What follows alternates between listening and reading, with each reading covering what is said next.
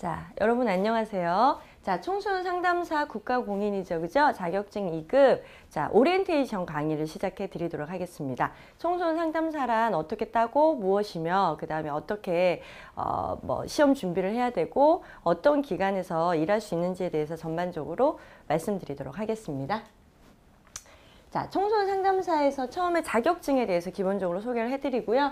그 다음에 필기시험, 중요하죠, 그죠? 필기시험이 돼야 면접시험도 볼 수 있기 때문에 필기시험에 어떤 것들이 출제되는지 간단하게 알아보고, 그 다음에 이제 면접시험이 또 중요합니다. 면접에서 시험 치는 사람들이 대체로 어려워해요. 여러분들도 뭐 필기는 그냥 암기하고 이해하면 된다라고 생각하지만, 면접에서는 이제 여기서 사례서 말씀드리겠지만 거의 다 케이스, 그 상담 사례를 주면서 어떻게 접근할 것인지 상세하게 물어보기 때문에 상당히 부담스럽습니다. 그죠? 그다음 보수 교육은 어떻게 이루어지고, 그 다음에 나중에 취업이 어떻게 되는지 전반적으로 알아보겠습니다.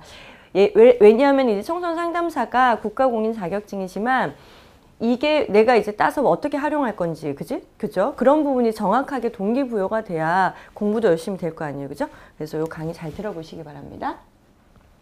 자, 청소년 상담사란 정의를 보시면은요. 자, 청소년 기본법이라는 게 있어요. 제22조 1항에서 청소년 상담과 관련된 국내 유일의 국가 자격증이에요. 그래서 이 시험에 합격하고 연수를 받고 나서 이제 몇 시간 받냐면 100시간 동안 연수를 받아야 되거든요. 100시간 연수에 컨텐츠가 상당히 괜찮아요. 여러 가지 뭐 집단 치료라던가 이론적인 부분, 실제적인 부분에 대해서 전문가들이 상당히 이제 직접적으로 강의를 잘 해주신다고 해요. 그래서 100시간 연수를 마친 사람에게 어디서 주는 거냐면은 여성가족부 장관이 부여하는 국가 자격증입니다.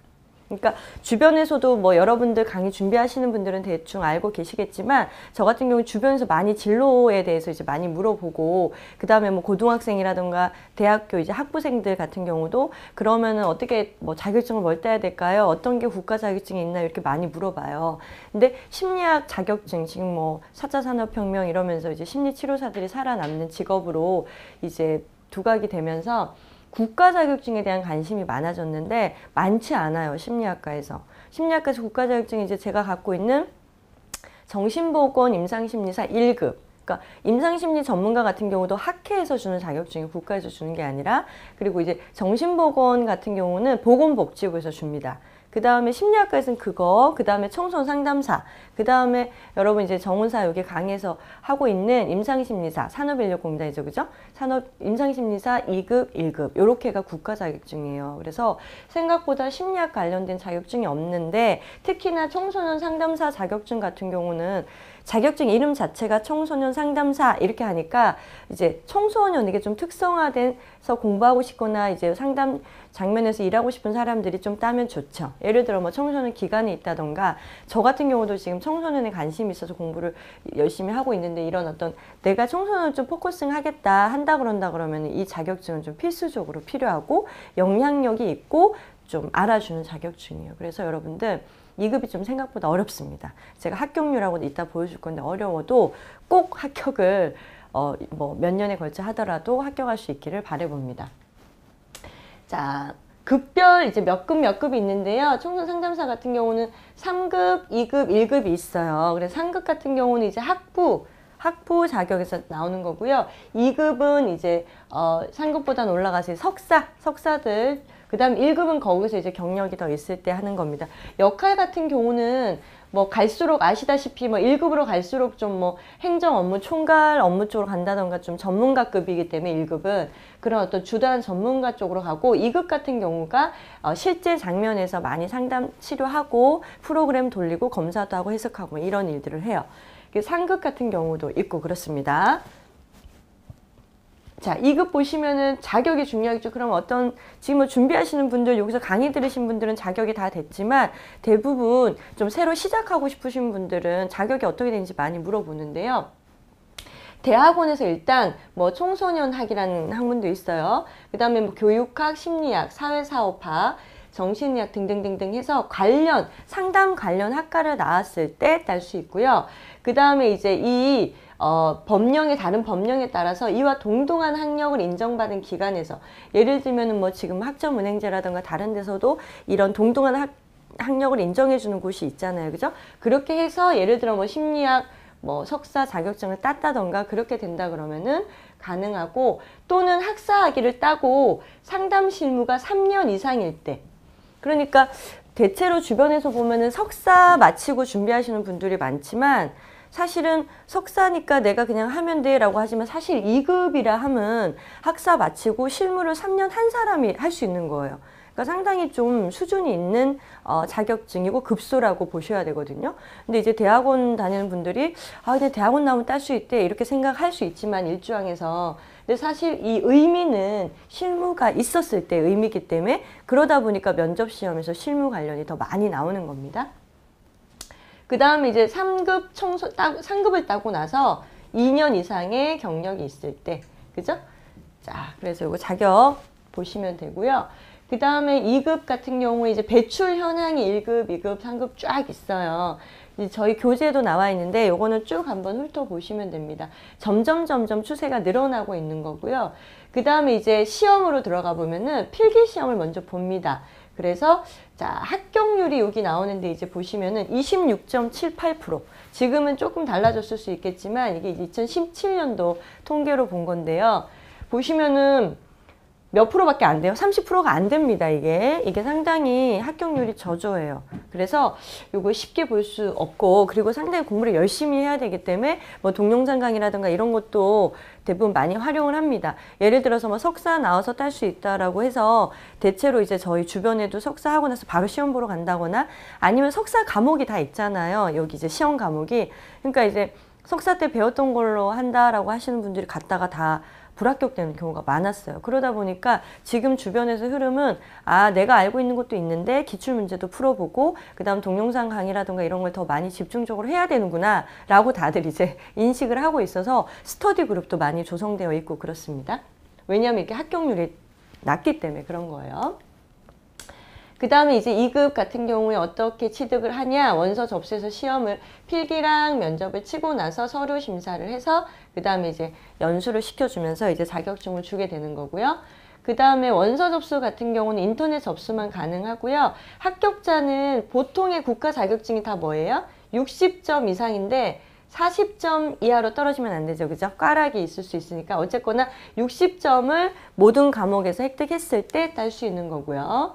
그 다음 면접 시험 같은 경우에는 이제 면접위원 3명이 이 점수를 해서 합산을 해서 이제 평가를 하는 거예요. 그죠? 근데 면접 시험은 대부분 뭐 우리가 이제 대학원 같은 경우는 실무 3년 경험이 앞서 말씀드린 데 없기 때문에, 또는 뭐 이제 봉사를 한다거나 상담센터에서 이제 일하는 사람이 있을 수 있으면 그런 분들은 좀 쉽고요. 근데 실무 경력을 많이 물어보고 이런 환자가 왔을 때 이런 청소년은 어떻게 접근하냐 이렇기 때문에 좀 면접 준비는 특히나 스터디 그룹이 많아요. 그래서 면접관이다라고 하고 서로 이제 시험 보는 것처럼 대답하고 이러면서 좀 도움을 많이 받고 있다는 거. 그 다음에 응시 자격 때는 이제 이런 자격 서류를 제출을 해서 낸다. 그 다음에 이제 자격 연수는 지금은 한국청소년상담복지개발원 청소년상담사 거기에서 이제 100시간 동안 강의를 하고 있습니다.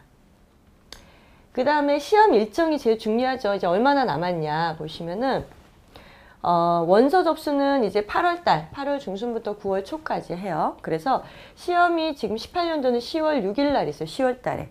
그렇게 해서 합격자는 그 말에 나오고 다시 이제 면접 시험을 붙은 사람들이, 그죠? 면접 시험을 접수해서 이제 합격자 발표로 가게 됩니다. 그리고 시험 과목이 하나, 둘, 셋, 넷, 필수는 4과목이에요. 4과목. 그리고 선택을 2과목을 해야 되는데 진로, 집단, 가족, 학업 요 4개 중에 이제 2과목을 해야 되는데, 대체로 뭐 필수 과목도 부담스럽지만 선택도 상당히 좀 공부할 내용이 상당히 많아요. 특히나 뭐 진로 상담 이런 거 같은 경우는 범위가 너무 넓기 때문에 사실 많이 응시를 하지 않죠. 그리고 집단 상담도 마찬가지고 가족도 마찬가지예요. 상당히 많은 이론들에 대해서 다 알고 있어야 되는 거라 쉽지는 않습니다. 학업도 마찬가지고. 그래서 제가 이거 봤을 때 필수보다 선택도 상당히 어렵다라는 생각을 많이 했고, 그 다음에 1교시, 2교시 이렇게 돼서 구술 면접, 2차 면접으로 쭉 합니다. 일단 필기시험 과목별 소개해서 이제 18년도 출제 경향을 이제 보겠습니다. 자, 1과목에서는 청소년 상담의 이론과 실제니까 아무래도 청소년 상담사다 보니까 기본적으로 청소년 상담에 대해서 이론을 잘 알고 있느냐 이제 그런 건데요. 쭉 보시면은 기본적으로 중요한 거는 각 이론 있잖아요. 상담의 이론을 기본적으로 다 알고 있으셔야 돼요. 그러니까 우리가 많이 말하는 뭐 인간 중심이라든가 정신분석 쭉쭉쭉쭉쭉 있잖아요. 그죠? 인지행동 이런 부분에 대해서 좀 정확히 알고 있으셔야 되고, 그 다음에 이제 이것을 이 상담 이론을 청소년들에게 할 때 어떻게 해야 되는지에 대해서 성인한테 할 때, 아동한테 할 때 다릅니다. 그죠? 청소년 상담 해보신 분들이나 경험이 있은 분들은 아시겠지만 상당히 청소년들은 뭐 급변하고 그때그때 상당히 그 기분에 따라 좌우도 많이 되고 방어적인 것도 많기 때문에 이 이론들을 어떻게 적용시킬까에 대한 어떤 실제적인 이해들도 있어야 되고요. 그래서 이제 청소년 상담으로 들어가서 그럼 청소년 상담 어떻게 하고 기법을 어떻게 활용하고 프로그램은 어떤 게 있는지에 대해서를 이제 기본적으로 알고 계시면 이제 그죠? 좋은 점수를 받을 수 있고요. 그 다음에 이 과목에서는 상담 연구 방법론의 기초에서 이거는 모든 이제 국가 자격증의 2급의 보통 필수 과목에 들어가 있죠. 심리학 관련이라 함은 통계, 여러분이 알고 계시는 그 통계 과목에 해당하는 건데 그렇게 어려운 통계, 심층 통계까지는 안 가고 뭐 기초 지식이라던가 그 다음에 연구 어떻게 하는지 타당도, 신뢰도에는 어떤 게 있고 뭐 기술과 추론 어떤 통계에 대한 어떤 정반적인 어떤 수준 알고 있으면 되는데 여기서는 대체로 어려워해요. 대부분이 이 한 과목만 하기도 공부 어려워하니까 요거는 이제 그냥 60점을 못 넘더라도 40점 미만으로는 안 가고 내가 40점 미만으로 안 간다가 대부분 목표긴 해요. 그렇게 해서 다른 데서 점수를 받은 걸로 평균 60을 좀 넘겨보자 이렇게 전략을 짜기도 하는데, 근데 때에 따라서 통계가 강하게 나는 이제 자신 있다 이렇게 생각하시는 분들은 여기서 고득점을 좀 많이 따서 다른 과목들에게도 도움되기도 해요. 어쨌거나 이제 준비를 해보신 분들은 대체로 어려워하는 부분이라 이런 어떤 통계적인 지식이 필요하고요. 그 다음 심리 측정과 평가인데 제가 주로 이제 강의를 하고 있는 건데 심리 평가에 대해서 그러면은 청소년이 왔는데 심리 검사를 해서 MMPI나 뭐 SCT 뭐 여러 가지 있잖아요. 그죠? 그런 거를 정확히 해석을 해야 청소년을 정확히 이해를 하죠. 그죠? 그래야 청소년 상담의 목표가 서니까 이 측정 부분이 들어가 있는 거예요. 그래서 여기서 기본적으로 지능검사, 뭐, 지표의 이해들, 그 지능검사 어떻게 해석하는지, MMPI도 그죠? 어떻게 이제 구성되어 있는지 특징들, 뭐, 투사검사 같은 경우에서는 많이 상세하게 나오진 않지만, 요 위에 부분에 대해서는 정확히 좀 이해를 해 주시는 게 좋겠습니다. 그 다음에 이제 이상심리 같은 경우도 이거는 이제 뭐 임상심리사 전문가 또는 뭐 다른 어떤 과정에서도 필수적으로 들어가 있는데 말 그대로 청소년들이 건강하고 이럴 땐 보통 상담을 오지 않잖아요. 그죠? 예를 들어 청소년 우울이라던가 불안이라던가 청소년기 초기 정신증도 많아요. 그리고 뭐 의외로 뭐 정신 지체가 있는 청소년도 있을 수 있어서 이상에 대한, 그러니까 어브노멀에 대한 전반적인 정신병리학적 지식을 묻는 거예요. 그래서 왔는데 청소년기의 우울증에 대해서 알고 있는지, 근데 얘는 청소년 불안이랑 강박장애 쪽으로 가는데 강박장애를 알고 있는지를 그걸 알아야 우리가 상담을 하니까 기본적으로 정신병리학적인 개념의 이런 장애에 대한 이해들이 있어요. 이거는 거의 다 이제 뭐죠? 그 기준 있잖아요. 준공 기준을 다 암기를 하셔야 됩니다. 지금 여기까지 오셔도 벌써 이제 필수 과목인데도 조금 부담스러우시지만 그래도 할 수 있습니다. 또 이제 석사 만약에 출신이시라 그런다 그러면 석사 때 대부분 했던 거기 때문에 한 번 더 암기하고 자기 걸로 만드는 작업을 하면 좋은 점수를 받을 수 있습니다.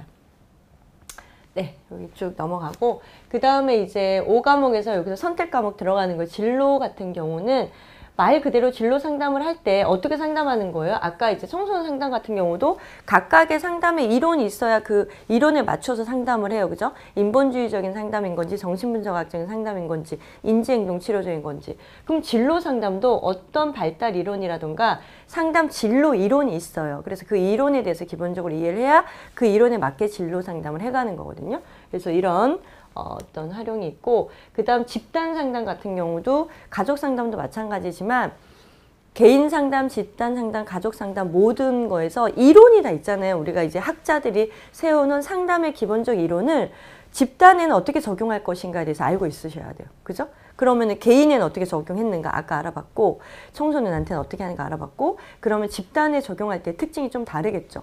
그죠? 인본주의 뭐 이론 같은 경우도 집단에 할 때는 좀 뭐 특성이 달라진다거나 아니면 집단일 때 어떤 특성이 있다거나 그런 부분에 대해서 기본적으로 이해를 하셔야 되는 거. 그리고 집단 상담에서 기본적으로 뭐 집단 상담에서 뭐 어떤 집단원과 그 어떤 그죠? 간의 갈등은 어떻게 할 것이며 해소할 때 어떤 방법, 집단의 초기, 중기, 종결 때 어떤 특징이 있는가 이런 기본적인 이해들이 또 필요합니다. 그 다음에 7과목 가족상담 지금 말씀드린 대로 가족상담의 이론을 또 아셔야 되는 거예요. 근데 개인 상담, 그러니까 청소년 상담 이론을 좀 정확히 해놓으시면 상담 이론에 대한 정의를 정확히 알고 있으시면 요걸 가족에 접근할 때 어떻게 하는가 또는 가족 상담 이론이 또 몇 개 있어요. 그런 것도 어떻게 접근하는가에 따라서 좀 유사점이 있어서 기본적인 상담 이론이 좀 있으면 좀 접근하기가 쉽고 그 다음에 실제에는 어떤 식으로 기법들이 있는가 이제 이렇게 하는 거고요. 그 다음에 이제 8과목 같은 경우는 학업 상담에서 대체로 청소년들이 돈이 많아가지고 본인이 상담하러 오진 않고 부모들이 데리고 오는데 부모들의 주 호소의 첫 번째는 애가 성적이 떨어져요거든요. 그래서 학업적인 면에서의 상담 전략이 없어서는 청소년은 상담을 하기가 힘들어요. 그러니까 지금 이게 선택 과목으로 들어가 있지만 청소년들을 사실은 학업 수준을 높여줘야 되고 궁극적으로는 뭐 우울을 완화시키고 학업 수준이 높아지게 한다거나 불안을 완화시키고 집중력이 좋아지게 해서 학업을 높이게 한다거나 또는 진로에 대한 동기부여를 딱 줘서 학업 수준이 높아져서 우울을 벗어나게 이게 다 연관이 다 돼 있어요. 그러다 보니까 학업 상담은 또 빼놓을 수 없는데 또 선택 과목에 들어가 있긴 해서 저 같은 경우는 만약에 선택한다 그러면 학업 상담 쪽의 과목을 좀 진로도 그렇고 해서 가면 훨씬 낫겠죠. 그죠? 자, 그러나 아까 가족 상담, 집단 상담도 있지만 청소년들 집단에 많이 들어오기 때문에 그때 적용하기 위해서 집단 상담을 선택하기도 하고 또 뭐 아동도 그렇고 성인도 그렇고 청소년도 그렇고 그 개인의 문제는 가족이 다 엮여 있습니다. 어쩔 수 없습니다. 그러니까 가족 상담적인 관점을 알면 내가 만약에 청소년 상담을 하는데 가족적인 어떤 상담을 접근하는 기간에 일하게 된다. 그런다 그러면 가족 상담을 좀 깊이 있게 공부하기 위해서 선택 과목을 하는 것도 좋겠죠. 그죠? 좀 아웃라인이 좀 생기시죠? 그 다음에 이제 면접 시험 출제는 어떻게 되냐면은 조금 어려운데 자, 면접 시험 당일에 이제 준비물이 이렇게 있어요. 그죠? 그래서 신분증 뭐 이런 거, 수험표 이런 거 꼭 준비해 가야 되는 거고요. 그 다음에 이제 뭐 대기번호 받아가지고 거기서 질문을 주는데 그것들에 대해서 좀 생각하는 시간을 가지고 개인 질문도 준다. 면접 절차가 있어요. 이거는 뭐 대체로 다른 전문가 시험에서도 절차가 똑같은데 보시면 유형을 보시면은 사례 질문이 대부분 사례 질문이에요. 청소년 상담 해봤느냐? 아니면 한다고 친다 그러면 이론을 배운 걸 어떻게 적용시키겠느냐 했을 때 아까 나왔죠. 그죠? 진로 선택은 청소년뿐만 아니라 성인도 다 어려움이 있습니다. 우리나라는 어렸을 때부터 좀 진로 과목이 좀 들어갔으면 좋겠어요. 초등학교 1학년 때부터 진로 과목이 들어가서 직업 체험 다 이런 거 해보고 깊이 있게 이렇게 막 제 생각인데 몇 달 동안 다 이렇게 탐구하게 해서 나는 이게 되고 싶어. 이게 돼야지. 이거 지금 저도 청소년 상담해 보면은 고등학교 3학년이 왔어요. 우울하대요. 공부가 하기 싫대요. 하고 싶은 게 없어서. 진로를 못 정해서.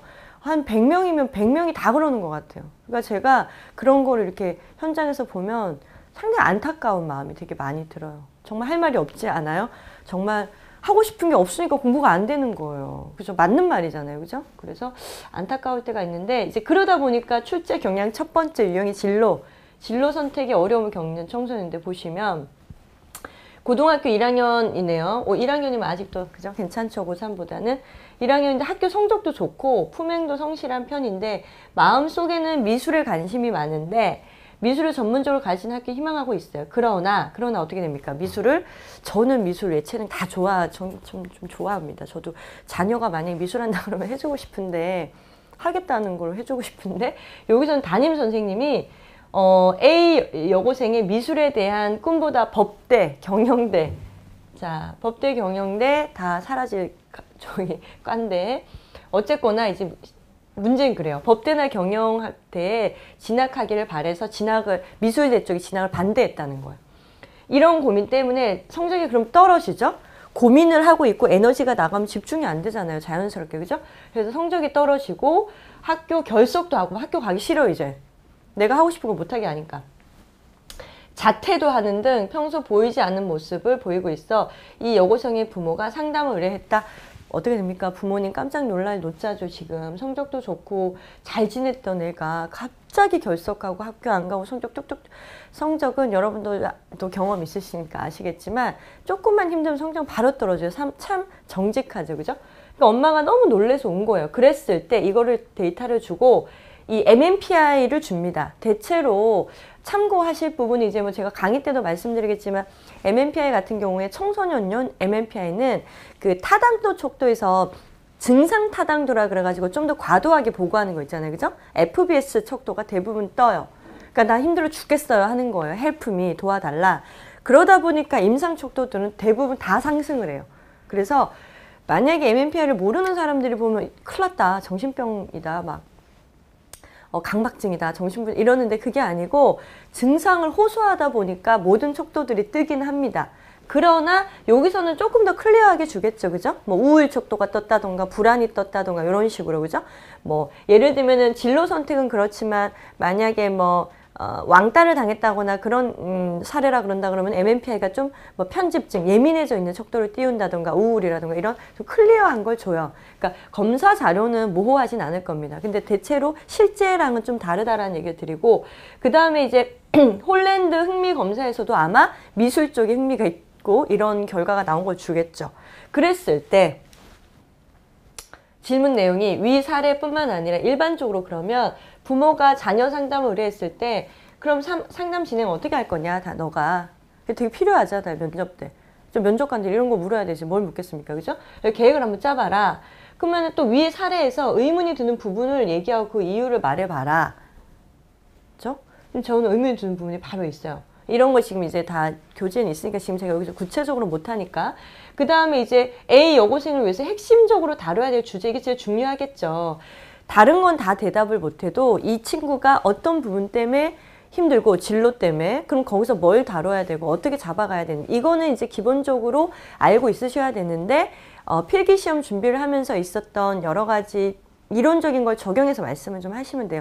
실제적인 경험이 있으면 이제 그런 걸 적용해서 하시면 되지만, 그래서 이런 식의 질문 내용이 나와요. 근데 여기서 저 잘 모르겠는데요 라던가 안 해봐서 모르겠는데요 이렇게 하시면은 떨어지니까 스터디 그룹을 할 때 대체로 이제 이런 연습들을 많이 한다고 합니다. 그래서 이런 것들이 나오고, 이 청소년 가출이 나왔다. 가출도 많습니다. 그죠? 가출이 나왔을 때 또 사례는 이제 읽지 않겠는데요. 뭐 이런 어떤 가출 사례가 있을 때 이때 아버지와의 갈등이 있을 때 아버지도 상담 과정에 포함시켜야 하느냐, 뭐 그렇다면 왜 그렇게 생각하고 어떤 상담을 할 거냐, 뭐 가족 상담으로 가는 거죠. 이런 맥락에서는 그 가족 상담 선택 과목을 했다 그런다 그러면은 거기서 어떤 기법들을 활용해서 좀 접근하겠다 이렇게 하는 거고, 가출하는 원인이 뭐며 어떻게 개선해야 되느냐, 또 필요한 상담이 뭐냐면 이렇게 앞서 진로 상담처럼 핵심을 파악했는지, 그럼 어떻게 만들어 나갈 건지, 그죠? 상담을 계획할 건지에 대한 것들을 물어봅니다. 자, 청소년 상담사 자격 연수 같은 경우는 이 마지막 단계로 청소년 상담 전문 인력 양성을 위해서, 그러니까 말씀드렸잖아요. 보통 석사 학위만 있으면 2급을 딸 수 있게 해놓은 거예요. 그러면 사실은 2급이 국가 자격증이어서 이걸 따고 바로 일을 할 수 있어요. 물론 실제로 이제 일을 하는 사람들은 경험이 없지 않아요 라고 물을 수도 있지만 법적으로는 할 수 있는데, 그러다 보니까 이 청소년 상담원에서 그럼 100시간 동안 우리가 실제적인 교육을 다 시키겠다고 한 거예요. 예산으로 다 내려와서 100시간 동안 교육을 하는데 뭐 한 달 하기도 하고 뭐 이렇게 일정이 쫙 있으면 그때 딱딱 들어가서 해요. 근데 상당히 이 교육 수준이 좋은 걸로 알고 있어요, 제가. 그러니까 뭐 지금 말씀드린 뭐 여러 사례들도 다루게 되고 실제적인 건 상당히 많이 100시간을 아주 인텐시브하게 하는 걸로 알고 있어서, 이 교육 때 오는 강의 교수님이라든가 이런 분들도 되게 유능하신 분들이 많이 오거든요. 그래서 그러면은 필기를 쳤고 면접을 통과하고 이렇게 해서 됐으면 이 100시간을 우리가 좀 더 전문적인 어떤 소양을 갖춰보자, 이제 이런 맥락으로 지금 하고 있어서, 제가 봤을 때는 이 100시간 듣기 위해서라도 자격증 따고 싶다 이런 사람도 있을 정도로 좋은 연수입니다. 그래서 요 연수까지가 해서 마지막 단계로 자격증을 따는 걸로 갑니다. 그 다음에 이제 보수교육 같은 경우는 이제 뭐 유관기관에서 근무하고 있거나 그런 사람들을 계속 이렇게 좀 관리를 해줘야 되다 보니까 전문성 향상을 계속 해야 되겠죠. 그죠? 그래서 새로운 어떤 상담 기법이 나온다던가 또는 시대적으로 만약에 뭐 지금 같은 경우는 청소년들 지금 뭐 미투 운동 많으니까 청소년들의 성추행, 성폭행도 많아요. 그죠? 그러니까 뭔가 시대 흐름에 맞춰서 청소년 상담사들을 위해서 우리가 보수교육을 시켜주려면은 청소년 성추행을 어떻게 접근할 것인가 이런 식의 보수교육들을 시켜줘요. 근데 이 보수교육도 수준이 상당히 높고 좋다고 지금 알려져 있어서 이것도 듣고 싶어 하는 사람이 많죠. 근데 청소년 상담사 따야 듣는 거니까. 오케이? 자, 그리고 이제 취업하면은 어떤 취득 후 취업이 있느냐. 보통 청소년 상담원 기본적으로 청소년들을 위한 상담 국가기관이잖아요. 그죠? 그리고 시도 뭐 구군 이런 데서 청소년 지원센터가 다 있어요. 그런 데 일하게 되고 청소년 수련관, 문화의 집, 뭐 사회복지관, 쉼터, 그 다음에 복지시설 이런 데인데 개인적으로는 제가 쉼터에 봉사 나간 적이 있는데 청소년 쉼터에 저는 정말 참 부끄러웠습니다. 몰랐는데 청소년 그 예를 들어서 뭐 이제 뭐 그 부모가 없거나 이런 청소년뿐만 아니라 그 가출한 청소년들이 집에 못 가는 상황이 있더라고요. 여러 개인 상황으로 또는 뭐 가출을 할 수밖에 없어요. 예를 들면 뭐 가정 내 부부나 갈등 또는 뭐 재혼 가정이라든가 이렇게 되면은 집에 못 들어가는 상황이 많아요. 뭐 말씀을 다 드릴 수는 없지만 어쨌거나 쉼터로 오는 아이들이 되게 많아요. 그래서 쉼터에서 뭐 오래 거주하고 이러는데 그럴 때 여러분들 그냥 기본적으로 생각만 하셔도 심리적으로 문제가 있겠어요? 없겠어요? 그죠? 많아요.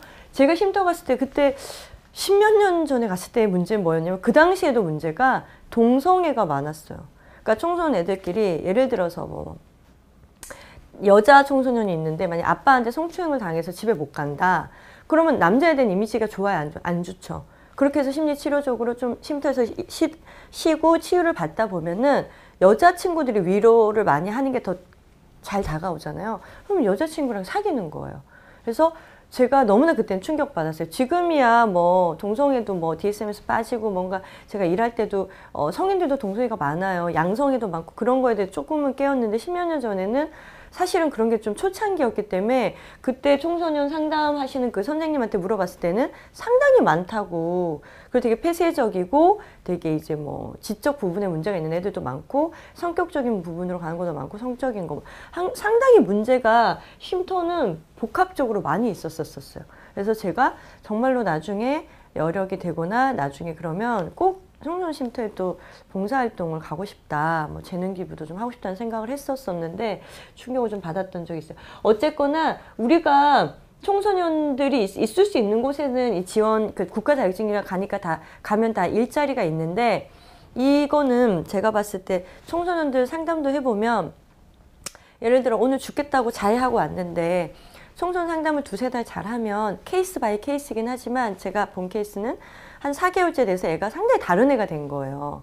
그러니까 이 청소년들을 상담한다는 것은 정말 우리가 아동기, 그 다음에 청소년기, 청년기, 이제 성인기로 가는데 이 그 기둥이 될 그 어떤 우리나라의 그 인재들을 정말 바른 길로 가게 하는 중요한 역할을 하는 것 같았어요. 그래서 물론 상담이 잘 안 되는 케이스도 있었지만 갑자기 다른 사람으로 변화를 시켜. 근데 성인은 상담한다고 다른 사람이 되진 않아요. 예, 근데 청소년은 성인도 아닌 것이 아동도 아닌 것이 호르몬은 성호르몬이 있고 혼란기가 있고 많잖아요. 그럴 때 바른 멘토링을 해주고 상담으로 바로 잡아주면 정말로 제대로 된 어떤 인간상으로 가는 케이스가 많아서 청소년 상담하시는 분들은 청소년 상담만 해요. 너무 보람이 된다고 많이 말씀을 하시거든요. 그래서 취업도 문이 많이 열려 있다라는 걸 알려드리고 활동 분야 같은 경우도 이제 보시면은 뭐 교육 차원에서 국가 차원에서 민간 차원에서 활동을 다 하고 있습니다. 그래서 교육 차원은 뭐 학교 청소년 상담사로도 많이 들어가기도 해요. 요즘 같은 경우 학교 쪽으로 전문 상담 교사가 지금 그러니까 학교 쪽으로 들어가는 상담 교사가 아시죠? 이제 들어본 적 있으실 텐데 점점 늘어나는 추세이긴 합니다. 옛날에는 뭐 100명도 안 뽑았다 그러면 제가 지금 지인이 그쪽 강사로 일하고 있는데 뭐 500명을 뽑았다던가 그렇게 하긴 하지만 그럼에도 불구하고 부족하대요. 그래서 학교 쪽으로 청소년 상담을 원하는 사람들은 이렇게 파견해서 가기도 하고요. 그 다음에 이제 뭐 대학 학생생활상담센터 이런 데서도 한다고 하고, 그 다음에 국가정책기관에서는 이 청소년 상담 이거를 주최하고 있는 것도 국가기관이고, 시도 기관이고 다 국가기관이고, 수련기관도 다 국가공무원 기관에 준하는 기관이라서 이쪽으로도 들어가고, 민간 차원에서는 그냥 오픈을 많이 하시죠.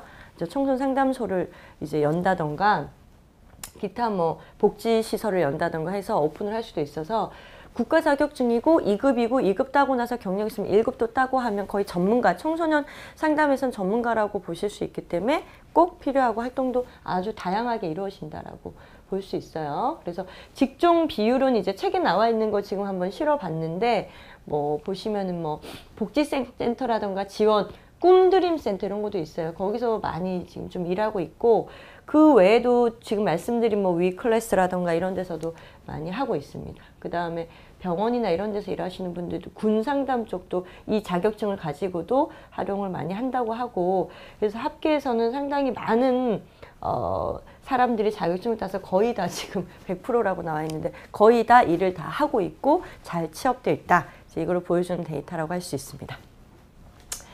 자, 여기까지 기본적인 청소년 상담사 2급에 대해서 오리엔테이션을 했는데요. 강의를 하시면서, 강의를 들으시면서 좀 더 이제 구체적으로 사례를 들을 수 있고 실제적인 것도 제가 많이 말씀을 드리도록 하겠습니다. 자, 부디 공부 열심히 하셔가지고 합격하시길 바랍니다. 감사합니다.